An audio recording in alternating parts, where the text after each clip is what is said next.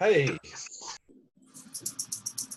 Oh, hello. hello. I just muted you. Oh, that's okay. I gotta shut my door. Hold on. There's Oh, my good friend, Mr. Robert Crisp. yes. Hey, buddy. Hey, Bob. Let me see here. I must be. There, I unmuted you. How are you? Hey, I'm good. How are you doing? How's my buddy from Australia? Mate, Oh, I am good and getting better all the time. I doubt it. I did. I tell you what, I was going to upset Tom. I was going to hang my cell phone on Zoom on the motorcycle and go take him, mute it out and take everybody for a ride on the motorcycle. But I thought he might get upset. You know what? If he gets upset, who cares? Oh, we love our Tom. I don't want to upset him. We love it. He's a bit fragile. He is. Not as fragile as he wants us to believe. So that might be absolutely true. Hey, we go down the motorway, go down to the beach, and spend a little time down by the beach. Yeah, there you go. Well, yeah, when Marianne gets here in a few weeks' time, we're gonna pick him up from the airport, and then we're gonna take him on a winery tour and introduce him to some kangaroos and wallabies. Oh, yeah. There you go. There you go. Yay. Oh, look at that. I was going from Brisbane down to the beach, the Gold Coast, about 10 years ago. Yes.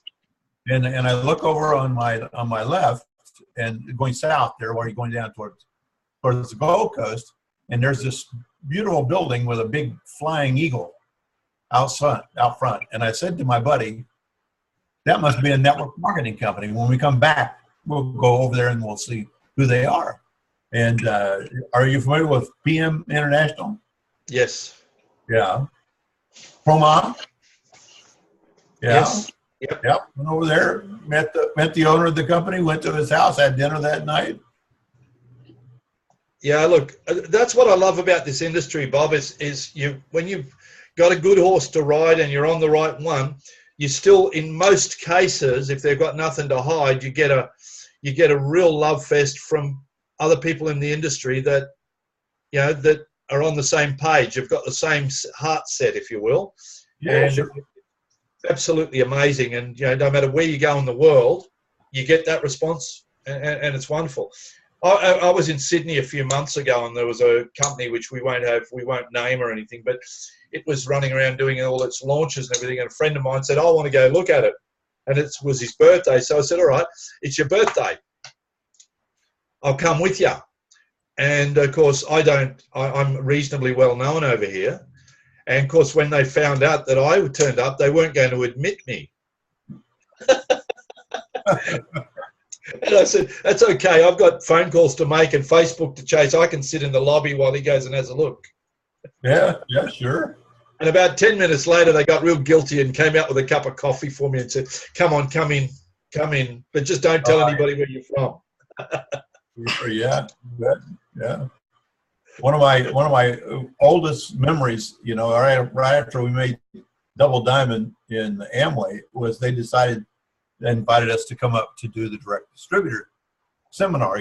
They always have a host diamond, and we had already made Double Diamond, and so they invited us up there. And so we were staying at the time in Grand Rapids. There was just an old hotel down near the airport, and wasn't a great one. They hadn't bought the old Pantaloon Hotel and fixed it up, and made it to Grand Plaza like it is today. But we're staying in this, actually what it turned out to be a motel, And about 4 o'clock in the morning, I get a call, and it's somebody in Australia in Amway who had just made Diamond in Amway at the time. I don't even know what it was now, but woke me up at 4 o'clock in the morning, telling me and thanking me for my tapes that I'd made, that he had sold a couple 100,000 of these tapes and made Diamond in Australia.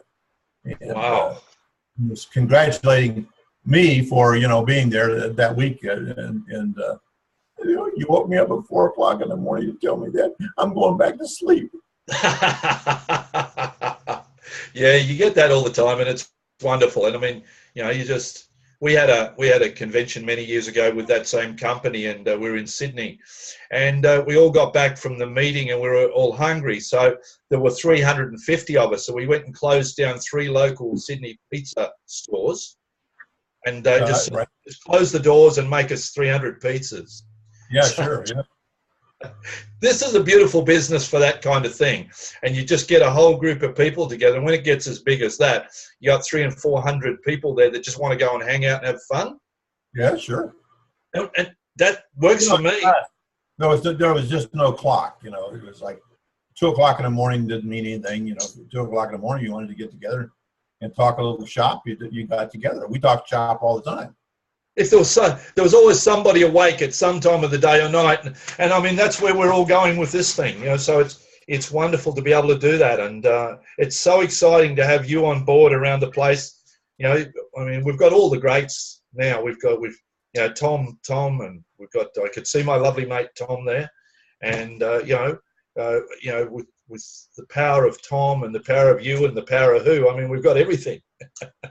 Well, that's a great objective, and that certainly would be the way I'd like to go out into this world is to build a worldwide global network that is kind of relentless like the good old days. It was really great.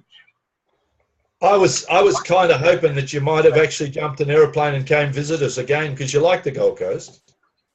No, I love it. Matter of fact, if I didn't have my kids and grandkids in the United States, I'd come to Australia and live. I'd never come back. Well, look, you've still got a month to get on a plane, and it only takes 19 and a half hours or something. So I'm just saying. You guys, it's time for us to get started. We got Tom on here. We got Bob Crisp. This is going to be fun. And so, Tom, how is it going? Let me unmute you. Unmute. Uh-oh. Where'd you go? I don't even see him yet. Yeah, he was there. Hold on. Oh, my goodness. This thing, like when people pop up. I'm not muted, but I don't know what you did to my camera. I don't know what I did either. Hold on. I got you. I can figure this out. Oh, my beautiful. How are you, everybody? Oh, gee, Merry Christmas. Is it good to see me? How are you all doing? It's so exciting to have you all in the room and ready to go. I got to see Tim Tebow last night, and it was just hysterical because it was as quiet as it was like a funeral, a baseball game like a funeral. There were like 200 people there. The stadium held about 5,000. So you could hear a pin drop. And all of a sudden, this guy sitting right next to Sanjeev and I started yelling, Tebow, you can't hit.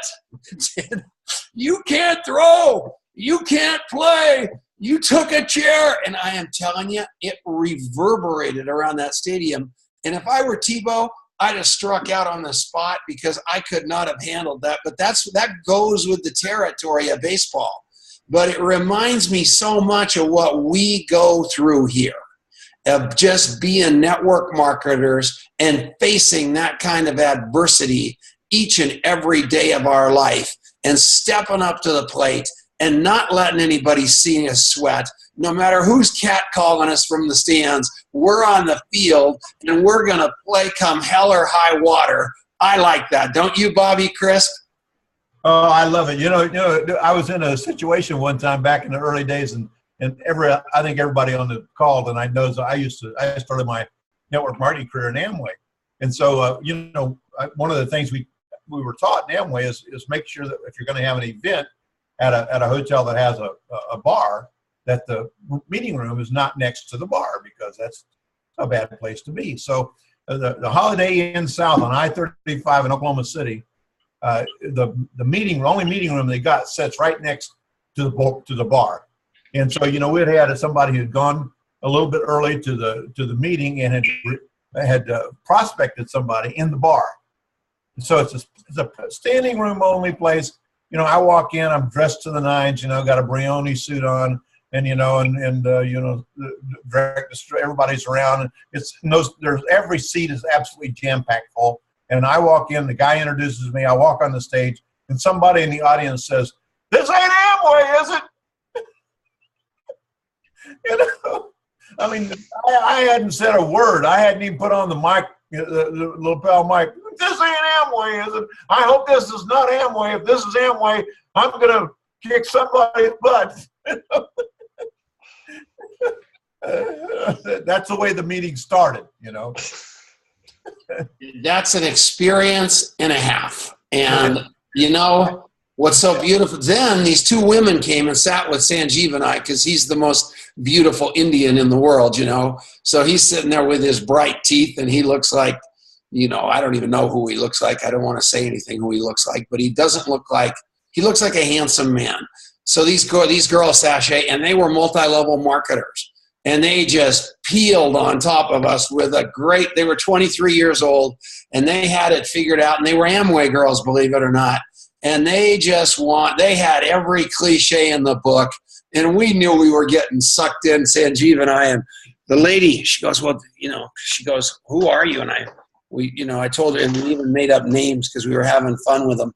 And then she said, "Well, you know, you guys are, you know, Robert Kiyosaki, and you know Bob Crisp, and you know Mark Victor Hansen, and you knew Art Linkletter, and how, you know, tell me how I did." And I said, "I hate to break it to you, miss, but you lost me at hello." And she about swallowed her cigar. And there is a learning lesson for all of you, because you can't talk in tongues unless you're like one of those spiritual people in a church where everybody talks in tongues. And when you're using network marketing lingo, it doesn't work.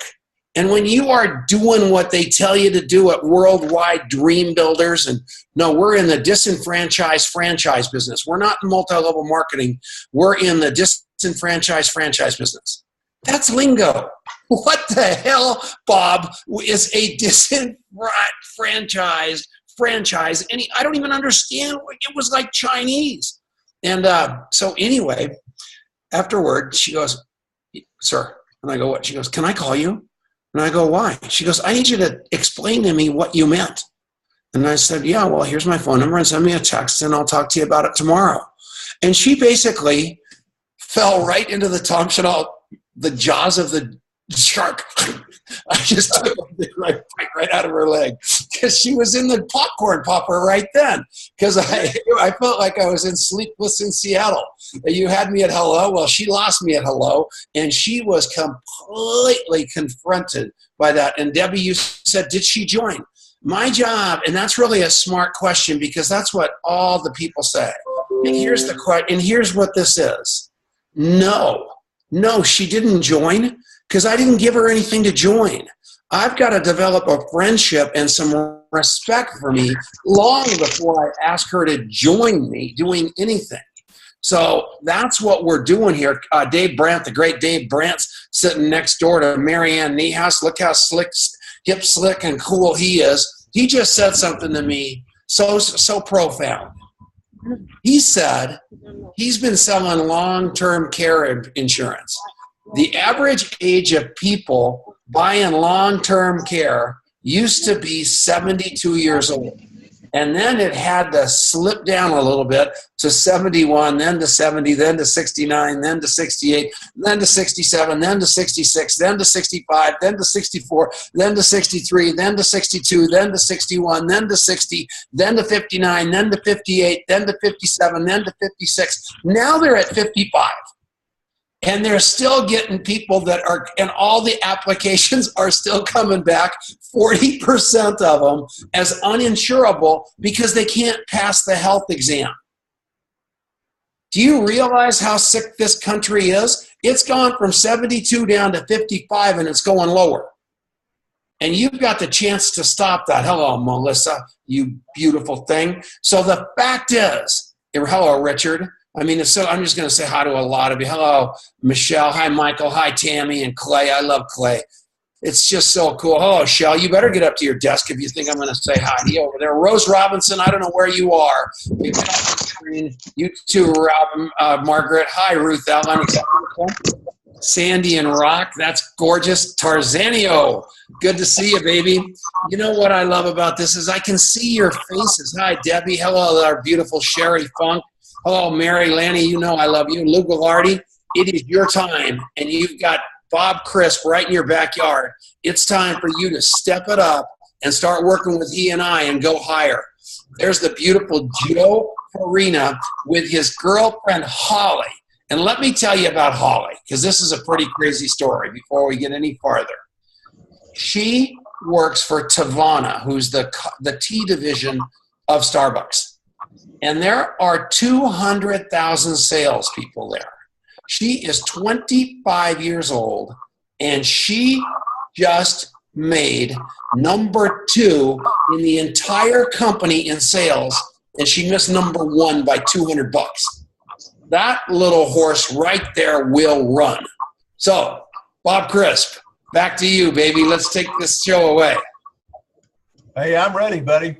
So, Mary Ann texted me about an hour ago and asked me if I was ready. I said, I'm fired up. Okay, good.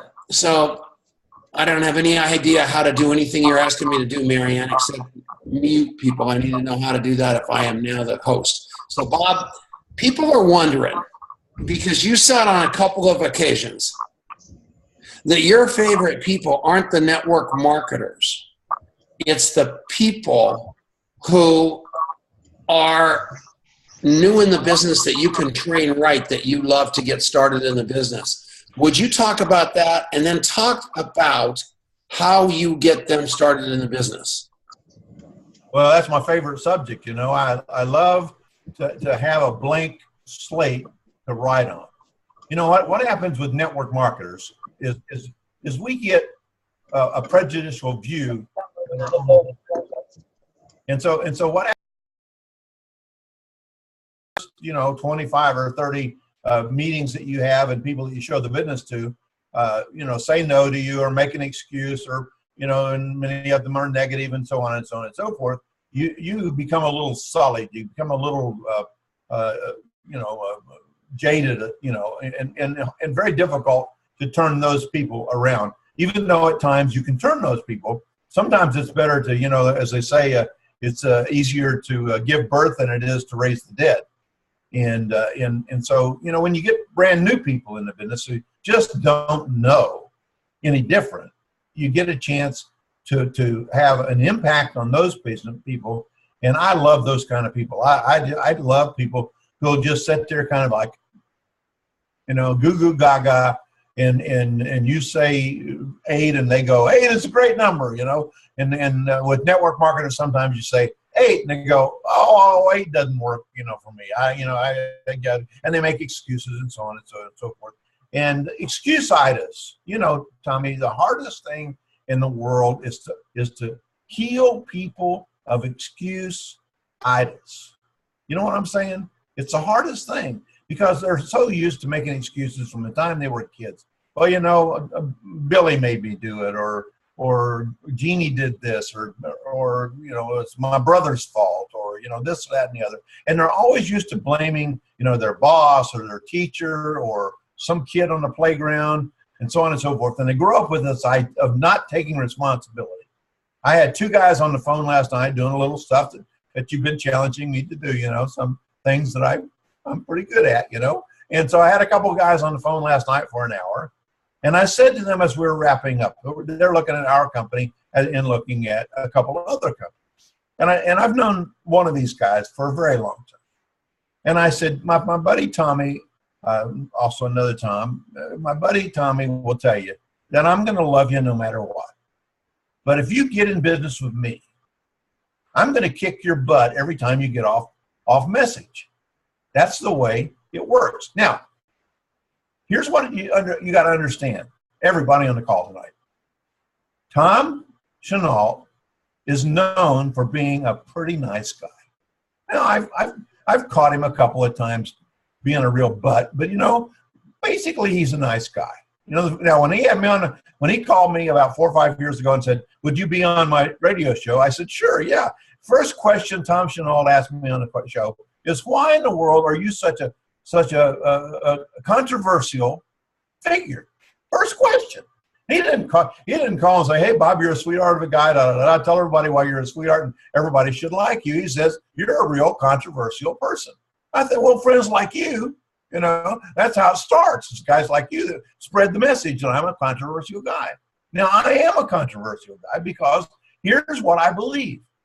I believe that most of us need to have our rear ends kicked from the very beginning, and we need to be shaken up a little bit. And so I said to my upline, going back to 1975 and 76, most of you weren't even born at that point in time, just me and Chenault. But I said to them, don't candy coat it for me. Don't candy coat it.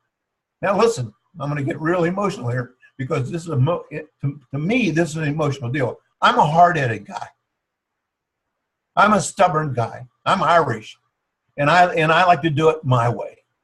And so when I got in network marketing, I did. They told me do it this way. I didn't do it that way. I did it my way.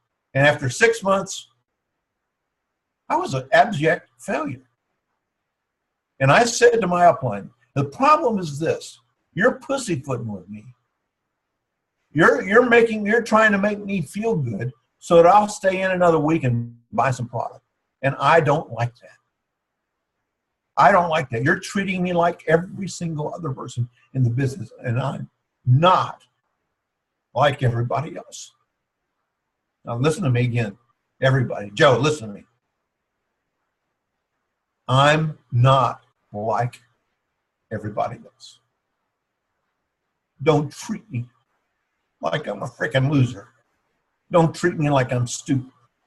You hit me right between the eyes. You don't subtly tell me stuff. You look me in the eye and you tell me the truth. If it takes 2 meetings instead of 1, you tell me it takes 3 meetings to do this. Don't tell me. Don't pussyfoot around with me. Give me the truth and give it to me right away and hit me right between the eyes, because I don't get it any other way.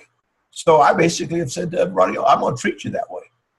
If you get in and you tell me that you want to be a success, and you tell me that you want everything that this business can afford you, if you tell me that, then I'm going to treat you that way. I'm going to treat you like you're a freaking superstar. But that means that if you get off message, I'm going to get you back on message.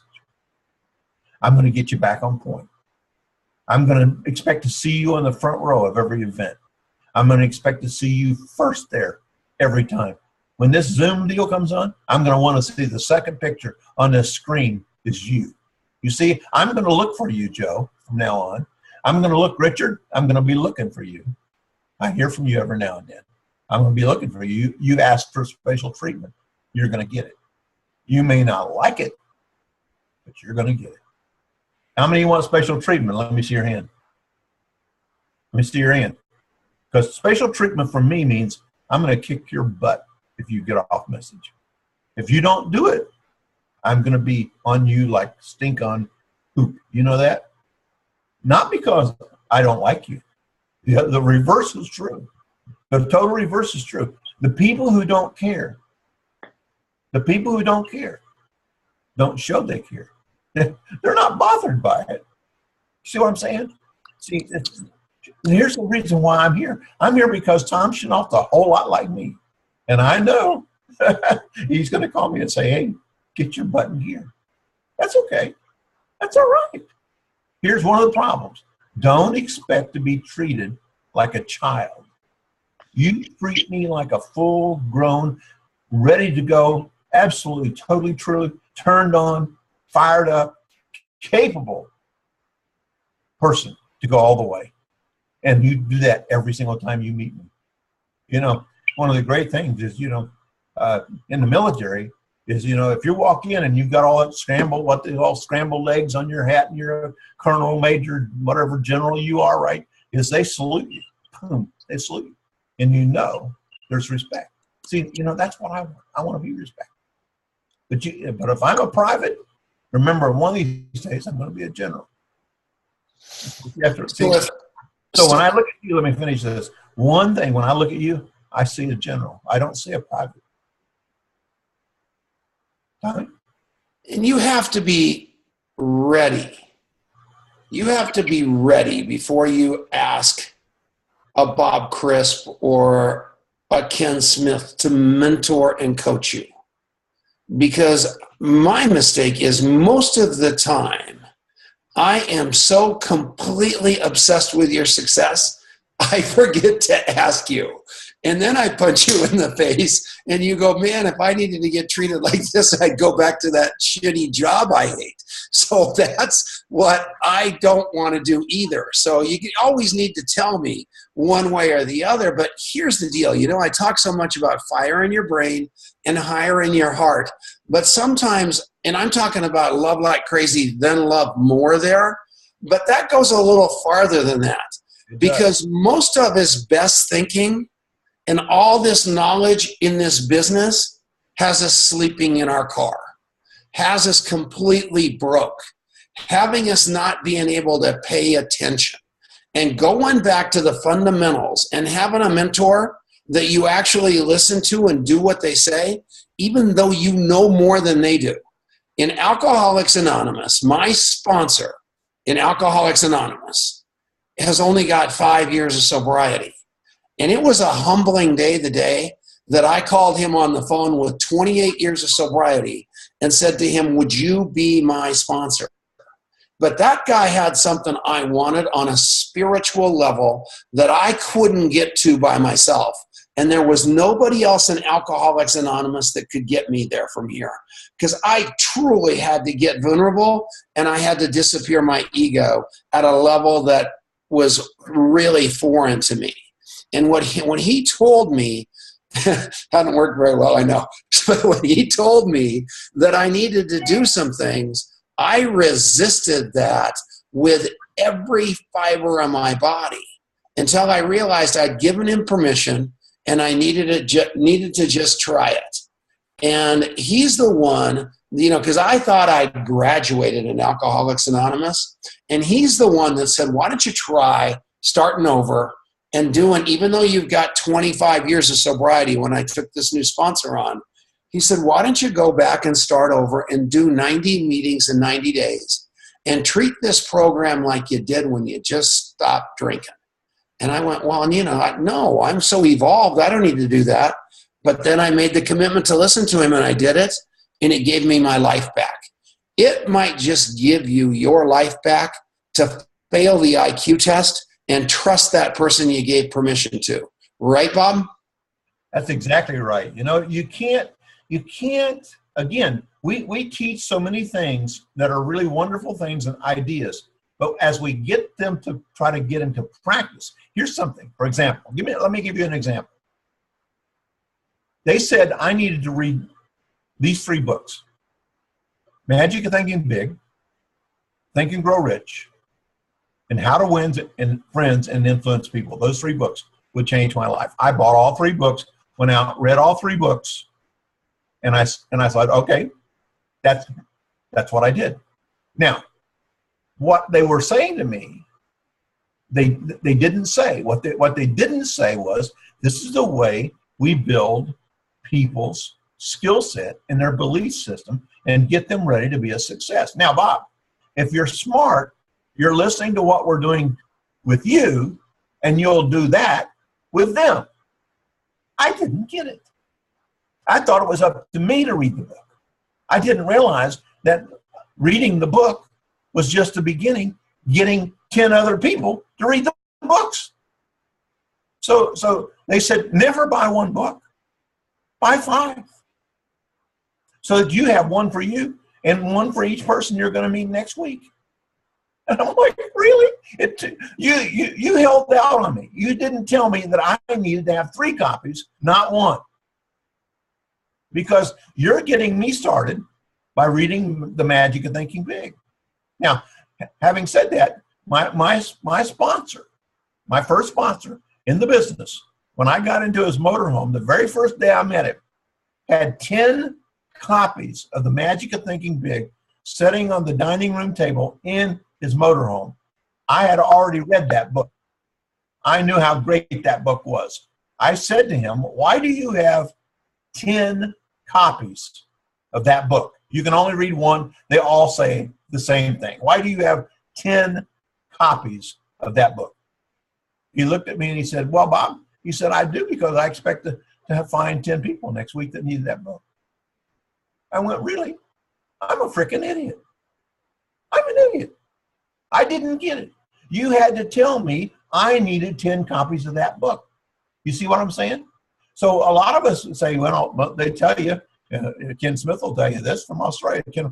They tell you, listen, this is what you need to do. But what they fail to tell you, sometimes, and we do it too, we fail to tell you, this is how we build the business. We get people to read this book. How do you do that? We buy the book and hand it to them, sell it to them, give it to them, beat them over the head with the book if you have to, right? We don't say that. Go out and get the book. There you go, Ken Smith. He's putting up how to lose friends and inflate people. There you go.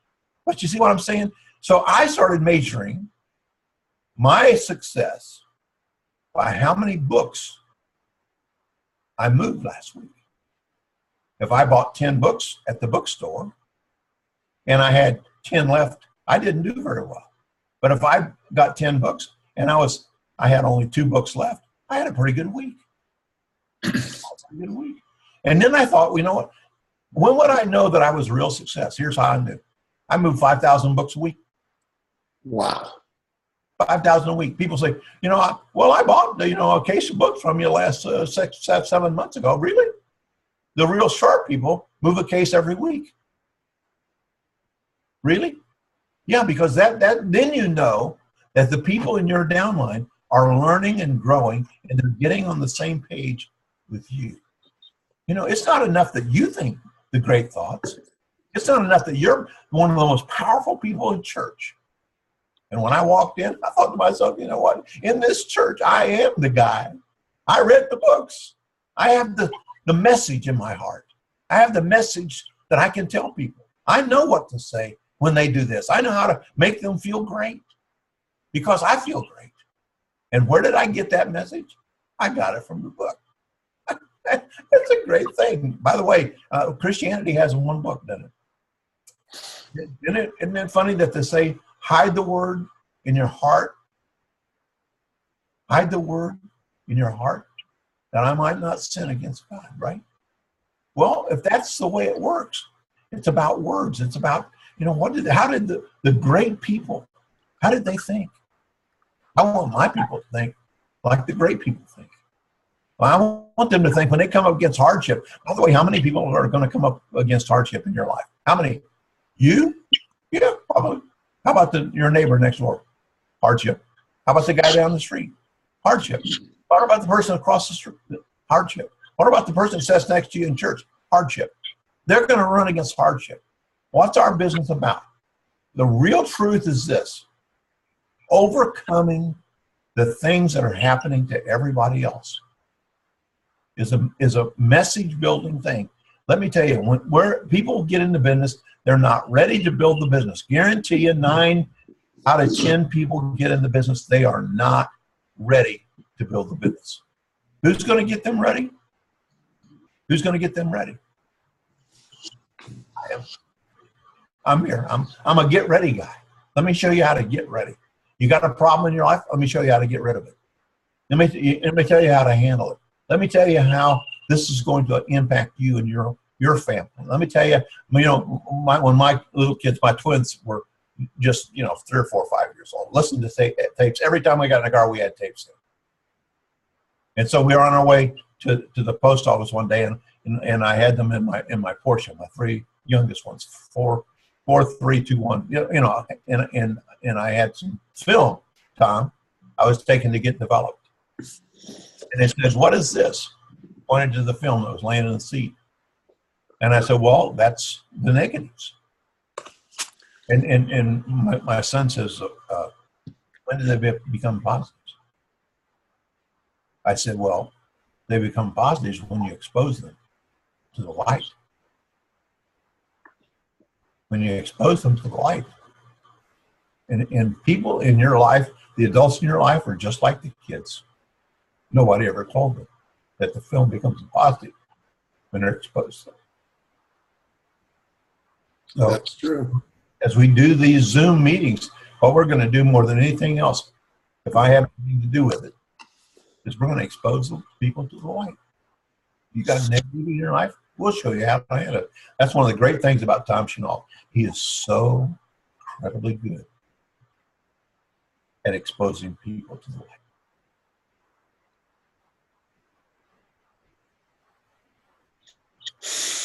Love you, Tommy.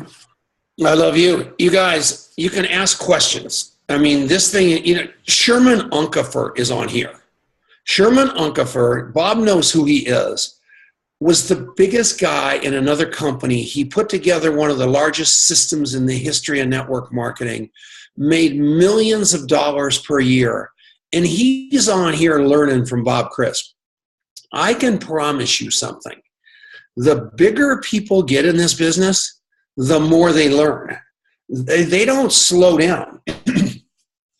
I can't keep Sherman in Utah because he's in his car driving over to see Dr. Wallach in Phoenix. He's doing the same thing on his way over to Las Vegas.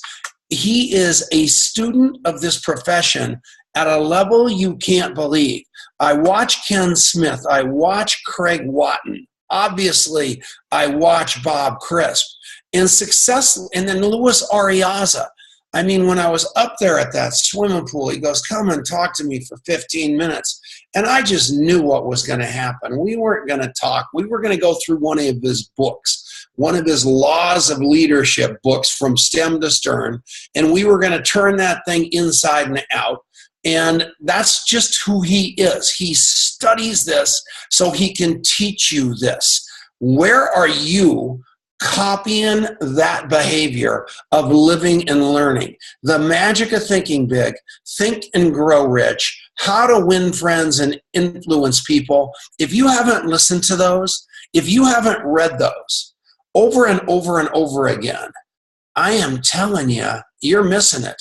And I didn't know about those books until I was deep into network marketing.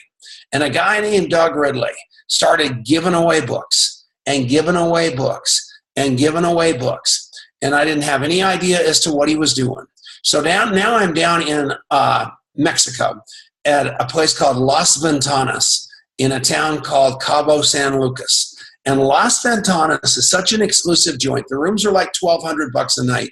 I wasn't paying. That's so exclusive. They had tunnels underneath everywhere where the employees had to go downstairs and go underground because they did not want to affect the guests' eyesight. I mean, that's how snazzy a joint this was. I hated it. And then you're in the pool and they jump in the pool and they're giving you all kinds of stuff and cleaning your sunglasses. And it was really a ritzy deal. I'll never forget this. I'm in the pool like a beached whale, and here's Denise, and she says, I think I'm going to ask Doug Ridley to mentor me. So I said, that sounds exciting. So I swam across the pool real fast, and I said, Ridley, Denise is going to ask you to mentor her, so get ready, get over here. So he agreed, and Denise couldn't chicken out, and he became her mentor. So every Wednesday, she went down and sat down with Ridley, and he had a notebook about this big. And she'd come home every week, and that she just knew stuff like I couldn't believe it. It just made me crazy because she was so much smarter than me, and I was so much older, and I had so much more experience. And I'm just pulling my hair out. So the next thing you know, I finally am talking to somebody about it, and he goes, oh, no, Tom, you idiot. I go, what's that? He goes, all he did was transcribe Bob Crisp's books. And all he's doing is basically reading to Denise. So I went and got these books. And I paid $100 a copy for them because they were out of print. I swear to you it's true. And Bob Crisp will tell you that. They were out of print. And I called Crisp. That's pretty funny. And I called Crisp. And I said, listen, man, this book is over the top good. Where can I buy a bunch of them? I paid $100. He goes, they're out of, yeah, I'm retired. I have $1 billion. Shut up. You know, that's when I yelled at him that day. And I said, please. He goes, no, shut up. And he was just so rude to me. So that's not true. So then he put it back into, I sold so many books from the guy. And this is true. This, mute Robert, Marianne. And this is so true that it's unbelievable. I am looking at the book. I'm showing it to somebody one day. And on the back of the book is, I didn't even know he put on the back. Somebody the book, and I saw him. I about started crying. It is what launched my career that you can't believe it. And that's what I'm telling you. And I'm looking at all the comments on the side, and oh, yeah, it is unbelievable. Yeah, Marianne was right there when that happened. Raise your hand, Marianne. It did. I'm showing somebody the book, and I went, holy, I probably said a bad word, and I said, I cannot believe this. But, you know, but the book is that much. It's a career changer. Why, if you've got a track to follow of a guy that's made millions and millions of dollars per year, why wouldn't you do exactly what he did to get where he got? It just doesn't make any sense. And that's what we did. And that's what we still do. We added a few books. We added GoPro. We added The Power of Who. And I am telling you, those are literally the 4 books I use to build.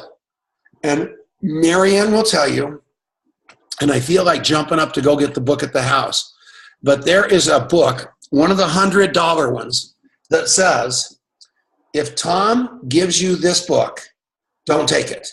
He doesn't have permission to give it to you. It is my book. It costs $100, and he gives everything away. And I do. And you guys have all been to Longmont. I give you more. You're always trying to buy stuff, and I'm always giving you books and tapes and CDs and everything. As Lanny's nodding, it is unbelievable because I am so excited that you actually want to read this stuff, because this is the ticket. I swear to you, this is the key to the vault, as my friend Sherman Unkefer and Robert Bob Schmidt, the late Bob Schmidt, would say. It's crazy. She writes on, yeah, Marianne just said, she writes on every book, do not let Tom give you this book, because I will give it to you, because I want you to be successful so badly. Anybody else? Bob, Crisp, Mr. Crisp, when you started out, was there a sentence or a phrase that you would say to yourself in the mirror that would give you the guts to share that with people that day? You're muted, Bob. Unmute him, Marianne. And mute Robert Estes. All right. Thank you, Marianne. I'm gonna hitchhike on what you just said. Here's the thing. Here's the thing all of us need to understand. It's say this, then repeat. It's do this, then repeat. Repeat, repeat, repeat. When we hear the word duplicate, but most of us do not come to the business with a duplication mindset. We start out with a follow mindset. Tom said, read this book.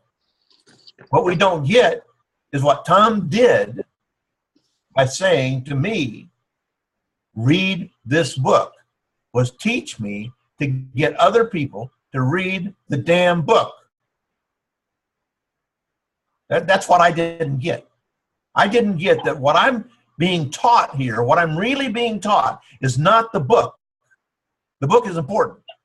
But what I'm being taught is make sure everybody reads the book. Read the book. People ask me, Tom, they ask me, why are you giving away the book? Why are you giving away the tapes? And this is what I say, because I can't afford to pay to put my life into the life of an idiot. I can't afford to pour my life, my time, spend my kids' time, my time with my wife, my time with the people I treasure and love. I can't afford to pay that time, spend that time with somebody who hasn't read the book. You understand? Yeah. My time first. So I make sure you get the book, because if I'm going to work with you next week and do a couple of meetings with you next week, I want you to know why we're doing it. I want you to be able to interpret the language and the possibilities and why we did the meeting this way, why we started out with this, why I told a joke, why I engaged the audience, why I spent, out of an hour meeting, an hour opportunity meeting, I spent 58 minutes building the relationship. In 2 minutes, telling them about the deal. Now, most people spend 58 minutes telling them about the deal, why they should have a product with selenium or this or this or this, and the people walk out going, we should get some of that product. I don't want them walking out going, we should get some of that product. I want them walking out and going, that guy's a great guy. I don't know what the hell he's all about, but I like that guy. And I want to spend some time with him and what they're doing, and I want to learn what he knows. See, that's the way you touch people. Jesus was one of the greatest teacher, forget one of one, and when he was saying, look, do what I'm doing. The disciples came to him and said, what do you want us to do now? We had a big meeting. We invited a bunch of people. We went into town. We got all those people, brought them out here for you to talk to, pretty good crowd, about 200 people. What do we do now? He says, go get some more. They said, really? Yeah, go get some more. We'll do it again. So they went and got some more people, came back out. Jesus told them the story. He said, what do we do now? He said, go get some more. Really? When do we get to do the meeting? Jesus said, well, you're not ready. But one of these days you're going to be ready. And you'll know when you're ready. There's going to be a cataclysmic event. And then you'll be the only one who can tell the story. That's what I'm preparing you for. To tell the story. So the same thing I do with Brand. You asked me, let's go tell people how we get people started. I said, listen, I want you to keep bringing people to me and let me tell the story. And we tell the story over and over and over. Right. I choose the people I listen to. I choose not to be with other companies. I chose to be with this company because of Tom Chenault. Period. You understand me? I choose to be with Tom Chenault, not because of this or that, not because of the product or Dr. Wallach. I love Dr. Wallach just as much as anybody else does. But if I could have joined this company a long time ago and not had to deal with Tom Chenault. He's a pain in the ass sometimes. But you know what? I'm with Tom Chenault because I like the guy, and when I listen to him talk, when I do stuff like this with him, I'm proud to be at this company. And see, I want people out there just like you, everybody that's on this call. I'd love to come to your house and do a meeting. If I came to your house and do a meeting, you'd never want anybody else to ever do a meeting for, because I do a damn good meeting. But so guys, on Tuesday night, it's crazy because on Tuesday night, what he just said is so profound. Marianne will tell you this. On Tuesday night, always, they think they're coming for a 1-hour meeting, and about 45 minutes into it, I haven't started yet because I am trying to act like, Jay Leno and trying to get to exactly why the people are in the chairs and what it is that they want to hear. And then I've got 15 minutes to say it. Right, Marianne? Yeah, and I love how you do the meeting because you get to know everybody in the room. We go around and we talk and you tell jokes. And by the time you start the presentation, people are comfortable, people are relaxed, and people are ready to hear what you have to say. And Dave Brandt today, when I just had a cup of coffee with Dave Brandt, he said, oh yeah, he was talking about Farm Bureau Insurance. And I thought, gee, many Christmas, who do I know from Farm Bureau Insurance? So then I thought, Robert Estes, my friend from Parker. So I immediately texted him to make sure he was coming because I wanted the relatedness from Farm Bureau. And, I want that meeting to be the best meeting anybody ever went to. And believe it or not, it's not going to be the coffee. It's going to be you. It's going to be the people in the room all feeling like they're part of something spectacular. That's what's going to set the deal apart. That's why Ken Smith is a magician. That's how this works out. That's why we're going to do it this way. So you hit the nail on the head, Bob Crisp. Anybody? Yeah. And tough love is great. As long as you, and let me talk about tough love for a second. Tough sucks. Tough sucks. You can get tough anywhere because your boss probably doesn't love you. When you love your kids, and you guys know what I've been going through with Dominic. And it's easy to be tough, but tough love's hard because you don't want to be tough on people you love. You want to love them. You want to let them, you want to almost do it for them. You want to give them the easy way out. But you're not serving anybody doing that in multi-level marketing or in recovery. And tough love means you've got to step into it even though they might not like you so well.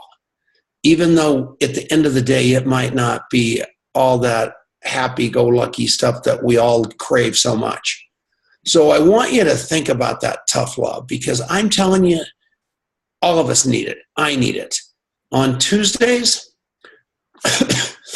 on Tuesdays and Wednesdays, people come to Longmont and hang out with me for 24 hours. And it's glorious because I show off. And I'm able to exhibit tough love on myself because it forces me to be what I'm asking you to be. Out there every day, interviewing 2 and 3-way in 1, being real, being authentic, and showing people instead of telling people. Because what I'm telling you is nobody reads yesterday's newspapers. They don't care what you did in the 4th grade, the 5th grade, last week, last month, 5 years ago. They care what you're doing for them right now. That's what they care about. It's all about that. And if you can get that your agenda has to be their agenda, you and they both win. But being this hip, slick, and cool person and acting like you know it all because of something that you accomplished many years ago, it doesn't serve you and it doesn't serve them. They're looking for you to play the game today. Right, Bob? That's exactly right. You know, I do, you know, like most leaders do, like you do and other people do that are cognizant of what needs to be done. You know, I do 3-way calls with people. I said, let me set up a time and we'll do 3-way calls. So you get about 10 names and telephone numbers and write them down, make sure you have them ready to go. And you call me at 10 o'clock, you know, on Tuesday morning or whenever it is. And I'll spend an hour with you doing 3-way calls. And so the way it works is you call somebody, get them on the line. They'll see your number coming in and then you just say, hi, it's Bill or whoever you happen to be. And I've got a friend of mine on the line. I'd like you to spend a couple of minutes and get to know my friend Bob Crisp. That's all I want you to say. I don't want you to talk about a business opportunity or anything. I just want you to introduce your friend Bob Crisp. You know, can you do that? And let me hear you. Let me hear your speech. And I you know, the first time around. And so they'll say this, and they'll introduce me to their friend. Let's say their friend is named Billy Bob or whatever it is. And so Billy Bob comes on the line, and I say, Billy Bob, I'm sure, are we interrupting you, or is this a good time? Well, you know, it's a good time. And said, well, you know, my friend Tom Chenault, you know, says that other than him, I'm you're the best guy that I can ever meet, and says really great things about you. I'm sure he's probably lying, but nobody can be as great as he says you are. And but I did want to meet you, and my purpose of being online is simply to meet you and get to know who you are, and also to see if you'd be willing to have a cup of coffee with me and sit down and discuss a couple of business ideas. So we'll do 2 or 3 of these calls, and then after we've done 2 or 3 calls, 99% of the people I'm doing 3-way calls with, they say to me, well, you're no genius. And I'm like, really? Didn't I tell you that last week? I told you I'm not a genius. And they go, well, now I know it. You're no genius.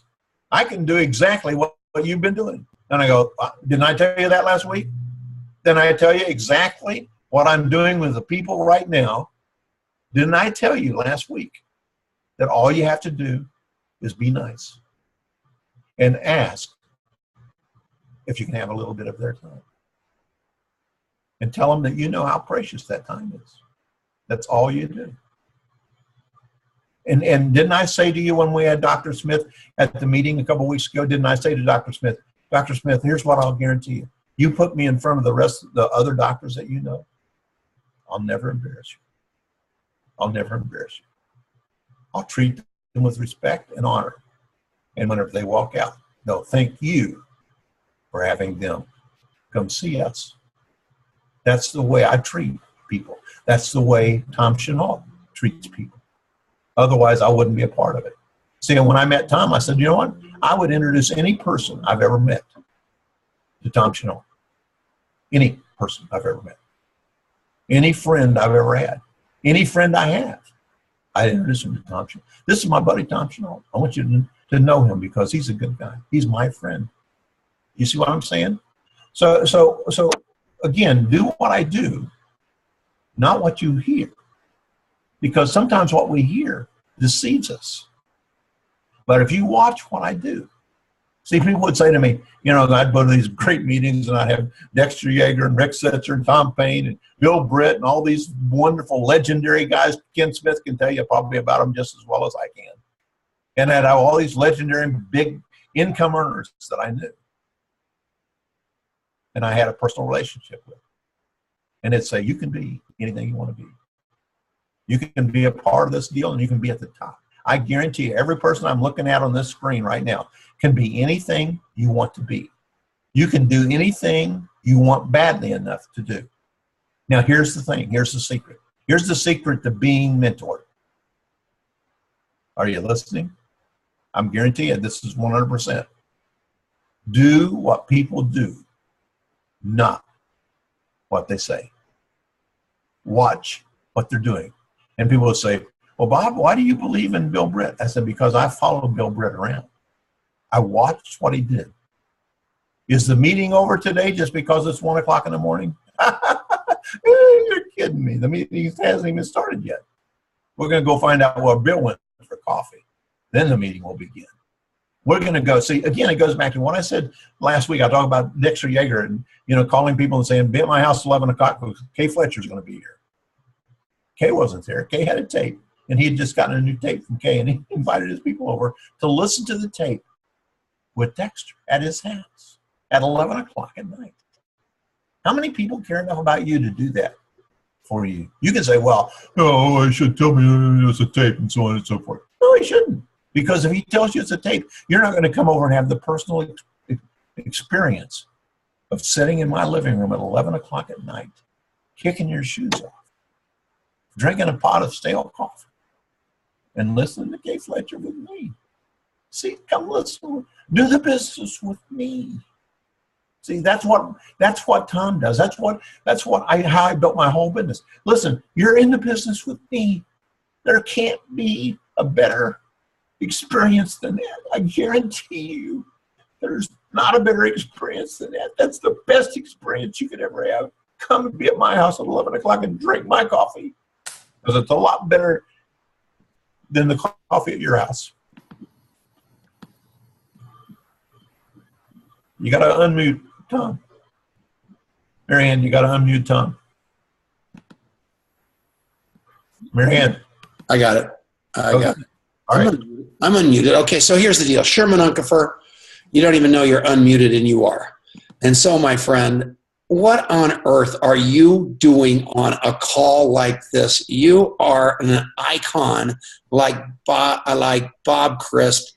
I know that you mentored what's the guy's name? Bob Schmidt, who was also an unbelievable guy in Amway, and you and he did some huge things together. Why are you on this call? Well, because my boss wants me to be.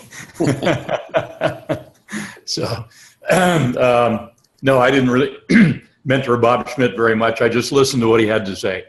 And the timing was right, and we we kind of interacted with each other. We met twice a year for about 15 years. Bob would soft recruit me. I would soft recruit Bob. And it turned out the timing was right at one particular point. And Bob said to me, Sherm, what have you been up to? And of course, that was the perfect question. And I told him what I was up to.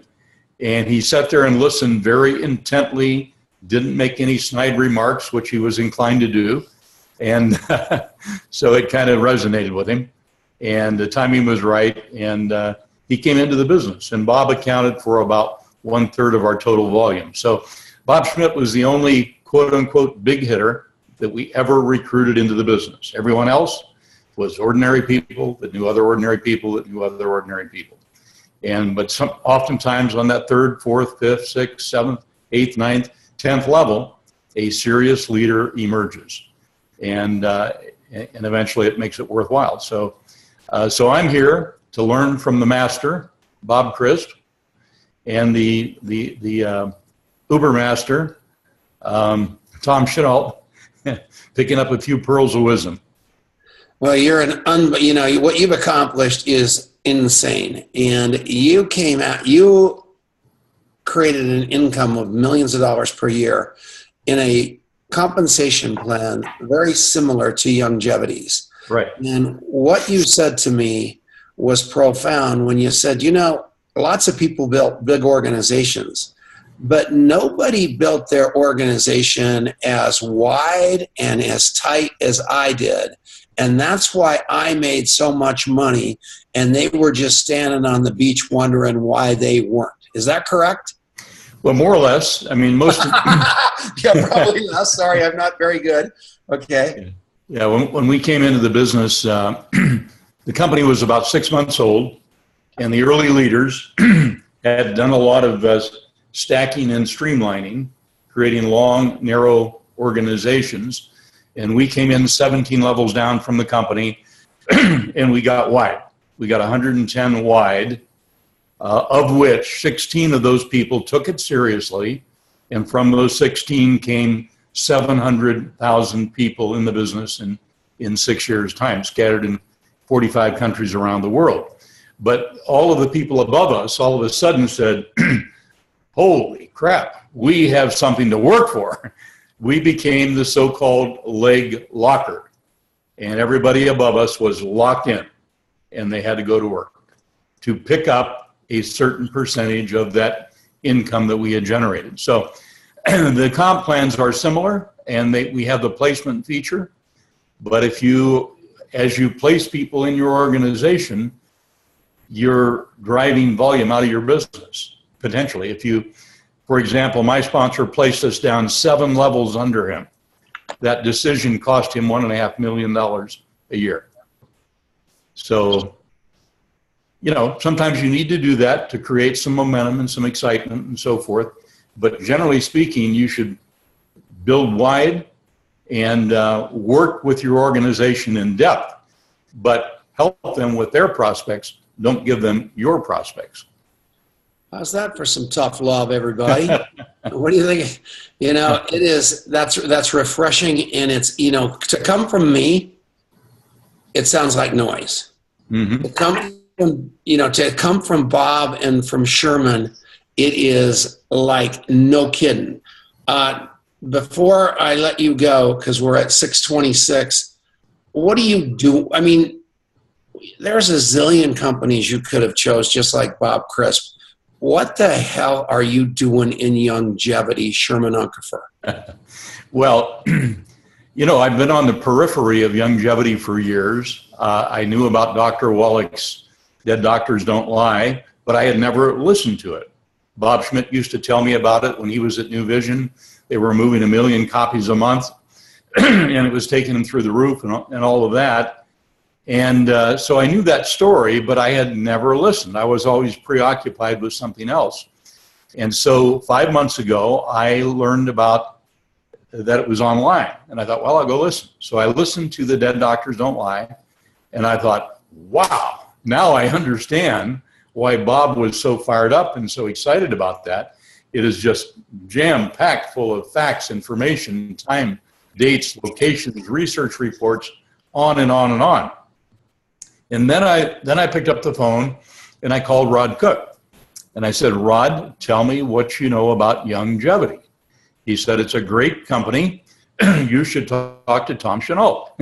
Well, I've known both Rod and Tom for, close to 20 years, but I never knew, now this is a lesson for you, I never knew that either of you were involved with Youngevity. Didn't know it. And you never asked me.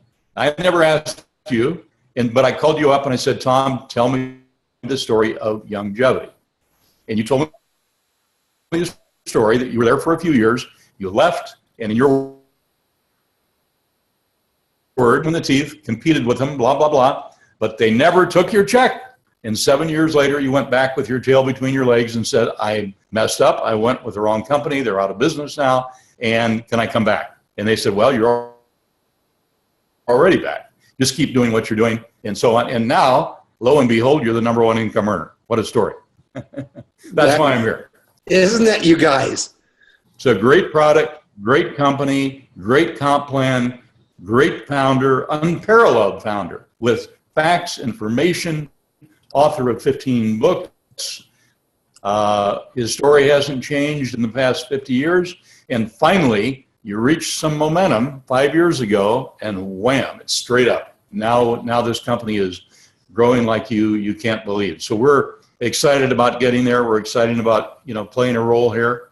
But so far, we don't have too much to brag about yet. But we're 5 months into it. You're doing a great job. And Bob Crisp, to be on a webinar with you and with Sherman Onkefer is like a dream come true.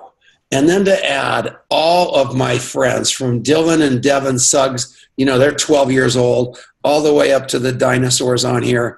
I'm not going to mention, well, I'm the oldest guy here by a long shot. But the point I make to everybody is Youngevity is here for everybody. Us three are here for everybody. We are interested in helping you be your, unmute Bob Crisp, will you please, Marianne? And we are interested in you being your best you. I love you people. I can't tell you how much Denise and I we talk about it every day. There's no slowing down. There's no retirement, because for us, this is retirement. This is what we do. We love you guys. Bob Crisp, you got any parting words that you want to say? Well, I want to add, I know Sherman. Sherman's certainly a capable guy and has a great success experience in the industry.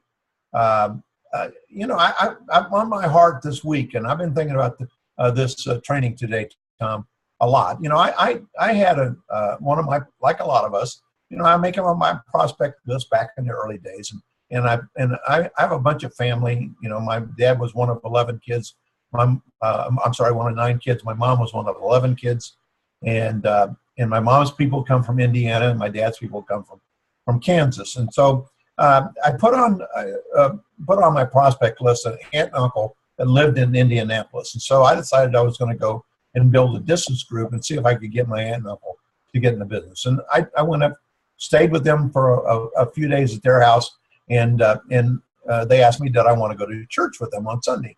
And I did want to go to church with them because I wanted to meet the people that they knew at church.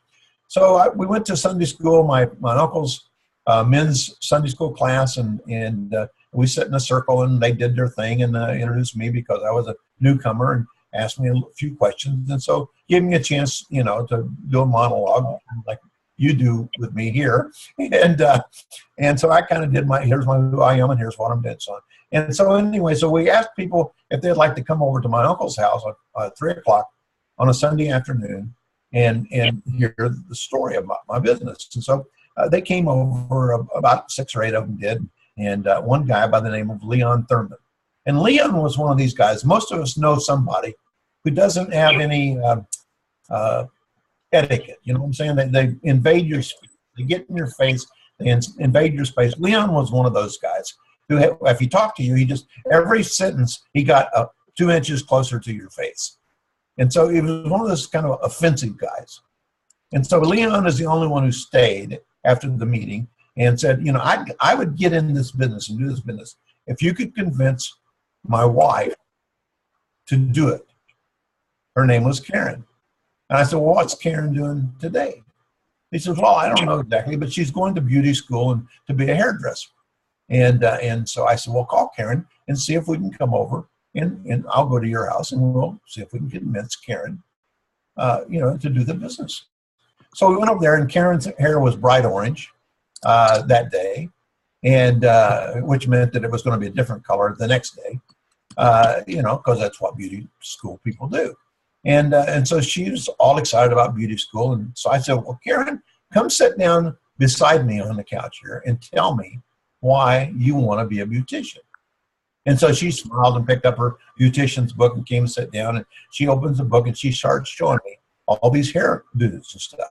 And I'm looking at them and I'm going, man, this is one of the most fascinating things I've ever seen. Karen, you're really excited about this school. I wish you were as excited about my business as you are about the school. She says, well, and so on and so on. Anyway, I listened to her brag about her school, and I became friends with Karen. And she said, you know what? I think we should do this business. As I was leaving, Karen was one of the best cooks I've ever had in my life. She made peach cobbler better than anybody I've ever known. And she says, if you come back, Bob, I'll make you a peach cobbler. I said, well, you just guaranteed I'm going to come back, because I dearly do love peach cobbler. So I came back. She made a peach cobbler. They had a few people over, and I showed the business to them. And we ate some cobbler late at night. And then when we did meetings for them, I drove to Indianapolis every week and did meetings for them, every week. And we'd meet people in the middle of the winter, and we'd meet people and they'd sign up. And then we'd invite them over to Karen's house for peach cobbler. If you were an insider with us, you got to go to Karen's house and eat my peach cobbler, because this is my cobbler. Karen made this cobbler for me, and I'm sharing it with you. Now, I'm trying to teach you a lesson, everybody. Listen to this. It was not about oil. It wasn't about soap. It wasn't about hairspray or toothpaste. It was about Karen's great peach cobbler. Now, that leg, 3 years later, was doing $2 million a month in volume. I put up with Leon's obstinance, and he was one of the most obstinate people I ever met. Hardest person to love I've ever loved, guaranteed. Karen, little fat Karen, was one of the most precious people on the earth.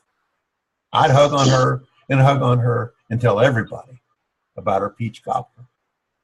And even when we were doing $2 million a month with that group and having every third Thursday night, I'd go to Indianapolis I'd go for an opportunity meeting.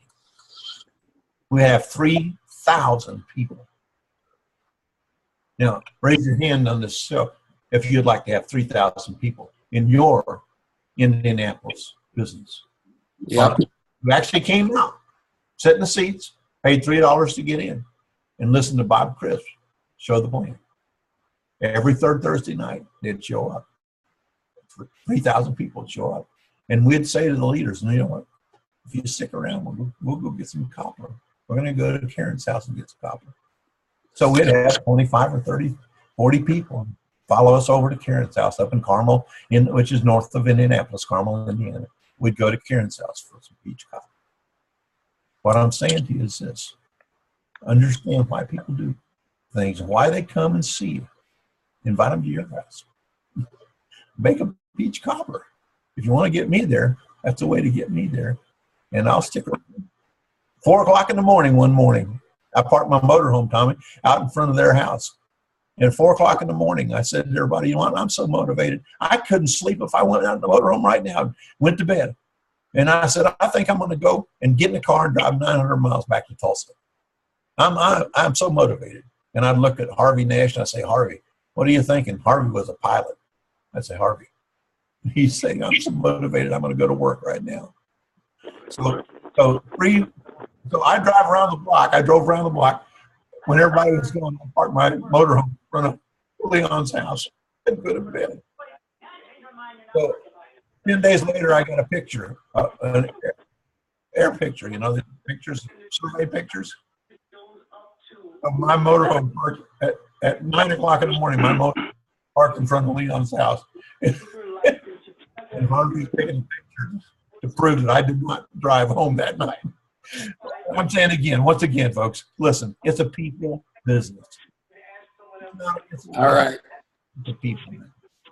So you know, invite to your house for cobbler. Tom and I'll come over. We'll eat some cobbler, and we'll tell them how they can come. You had me at strawberry shortcake. I love you guys. We'll see you all. This will be up tomorrow afternoon. Marianne just said. She said it'll be up in the morning. So give it till noon tomorrow, wherever you are. Look on Masters of Enrollment. We're going to title it Bob Crisp and Sherman Unkefer, so you know which one to watch.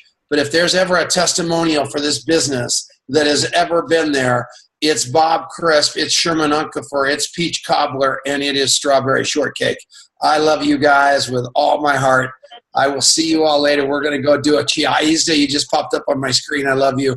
We are going to make this happen. Come heck or high water, Joe Farina, for every one of you. I love you, Tarzan, your little lady in the background there, cute as a button. I love you guys. That little whippersnapper, Clay Evans, Tammy, you put your son's name on there next time so I can say hi to him. I love you guys. I love you guys. I love you guys. See you all tomorrow morning on the Hair on Fire call. Be on the Hair on Fire call. Bring your team. It's important. And Ruth Allen, get up in the morning. See everybody later. Love you. Bye-bye.